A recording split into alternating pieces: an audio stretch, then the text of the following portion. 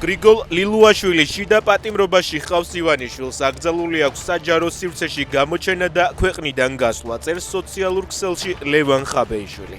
ერთიანობა ნაციონალური მოძრაობის ლიდერის ინფორმაციით, კრიმინალები ვახტანგ გომელაურის დაკითხვასაც განაგრძობენ და პერიოდულად იბარებენ სხვადასხვა თემაზე. მოპარულ ფულს თვლიან, რომ ბიძინასთვის ამოიღონ, წერს ხაბეიშვილი.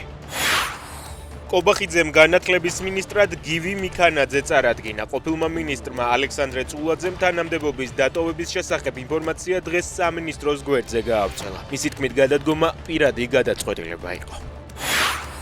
ქაშვეთში ვანო ნადირაძის სამოქალაქო პანაშვიდი მიმდინარეობს. ოჯახს სამძიმარი გამოუცხა და სალომე ზურაბიშვილმაც. ქართველ მებრძოლს ხვალ დაკრძალავენ. აზერბაიჯანის უსაფრთხოების სამსახურმა ბაქოში რუსულ მედია სააგენტო სპუტნიკში ჩატარებული რეიდის შედეგად 2 რუსი ჟურნალისტი დააკავა. ისინი FSB-სთან თანამშრომლობაში არიან ეჭვმიტანილები.